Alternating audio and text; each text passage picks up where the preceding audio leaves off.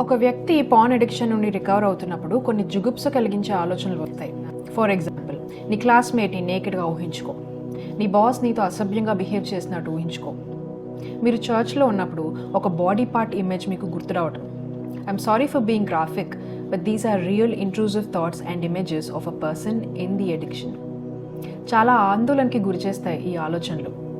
ఈ వీడియోలో intrusive thoughts అంటే ఏంటి, అవి ఎందుకు ఎలా వస్తాయి, అవి వస్తే ఏం చేయాలి, ఎలా డీల్ చేయాలో చూద్దాం. ఇంట్రూజివ్ థాట్స్ అంటే దే ఇంట్రూడ్. మన ఇంటి తలుపులకు తాళాలు వేసి కిటికీలన్నీ మూసేసినా సరే ఒక దొంగ చొరబడితే ఆ దొంగని ఇంట్రూడర్ అంటాము. మన ప్రమేయం లేకుండా చొరబడే ఆలోచనల్ని ఇంట్రూజివ్ థాట్స్ అంటాము. They are involuntary, unwanted. అవి వచ్చిన తర్వాత చాలా డిస్టర్బ్ అవుతాం. మన వాల్యూస్కి అవి విరుద్ధంగా ఉంటాయి. ఇక్కడ ఒక పాయింట్ చెప్పాలి. ఇంట్రూజివ్ థాట్స్ డిజైర్స్ కాదు, ఫ్యాంటసీస్ అంతకన్నా కాదు. ఒక ఫ్యాంటసీ అనేది మనం కావాలని ఊహించుకుంటాము. మీకు ఎవరో సన్మానం చేసినట్టుగా, లేక మీ ఆఫీస్లో సుపీరియర్స్ మిమ్మల్ని అప్రిషియేట్ చేస్తూ అందరి ముందు మీ గురించి గొప్పగా చెప్పినట్టు ఊహించుకుంటే అది ఫ్యాంటసీ అవుతుంది. ఈ ఫ్యాంటసీ ఎంతసేపు అంటే అంతసేపు ఎలాబొరేటెడ్గా ఊహించుకుంటాము. And it feels relieving and exciting. Intrusive thoughts దానికి రైట్ ఆపోజిట్. ఆటోమేటిక్గా మన వైపు నుండి ఏ ఎఫర్ట్ లేకుండా, అసలు మన పర్మిషన్ లేకుండా వచ్చేస్తాయి. ఫ్యాంటసీలా రిలీవింగ్గా ఎగ్జైటింగ్గా ఉండవు. వచ్చిన వెంటనే చాలా డిస్ట్రెస్కి గురి చేస్తాయి. మనం డిస్టర్బ్ అయిపోతాము ఆ థాట్ ఆర్ ఇమేజ్కి. Intrusive thoughts are not desires, they are misfiring brain signals. అవి వచ్చినంత మాత్రాన మీరు వాటిని కోరుకున్నట్టే అని భ్రమపడకండి. మీకు ఒక సీక్రెట్ చెప్పనా? Almost everyone has intrusive thoughts. అందరికీ ఇంట్రూజివ్ థాట్స్ వస్తాయి, జస్ట్ బయటికి చెప్పుకోరంతే. చెప్పుకునే విషయాలు కావవి. Very recently I had an intrusive image. నేను ఏదో చిరాకులో ఉన్నాను అండ్ ఆ చిరాకులో కుకీని నేలకేసి బాదినట్టు ఒక ఇంట్రూజివ్ ఇమేజ్ వచ్చింది. ఆ ఇమేజ్ చాలా కలవరపెట్టింది నన్ను. ఆ కలవరమే నాకు evidence that it is an intrusive thought అని. ఆ ఇమేజ్ వచ్చిన వెంటనే నేను పనులన్నీ పక్కన పెట్టేసి కూర్చుని కుకీని బండరాయి మీద బాదాలా, లేక 10th ఫ్లోర్ నుండి కింద పడేలా అని ఊహిస్తే అది ఫ్యాంటసీ అవుతుంది. Just talking about it makes me uncomfortable. Moving on. Porn addiction రికవరీలో ఇంట్రూజివ్ థాట్స్ చాలా బలంగా వస్తాయి. అండ్ ఆ థాట్స్ సెక్స్కి సంబంధించినవిగా లేక ఎడిక్షన్ బిహేవియర్కి సంబంధించినవిగా ఉంటాయి. ఎందుకు వస్తాయి?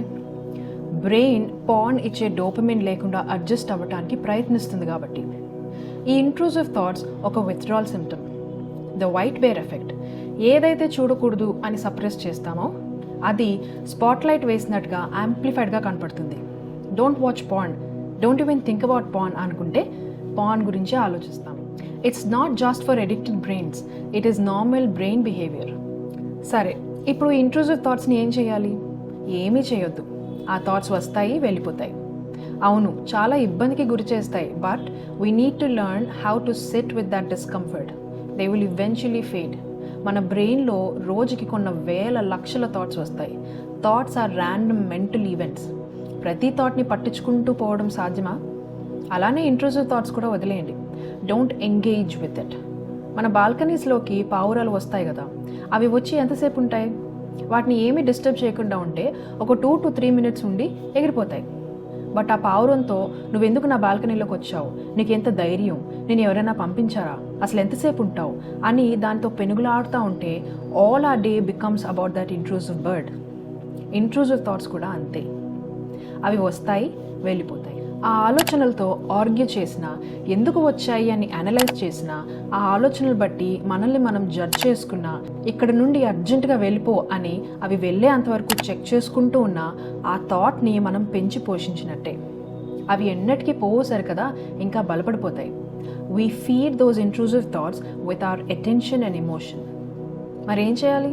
ఇంట్రూజివ్ థాట్ రాగానే this is an intrusive thought అని దాన్ని లేబుల్ చేద్దాం. లేబులింగ్ చేయటం వల్ల ఆ థాట్కి మనకి డిస్టెన్స్ ఏర్పడుతుంది. నాకు వచ్చింది కాబట్టి ఆ థాట్ నేను ఒకటే అనే భ్రమలో మనం ఉండము.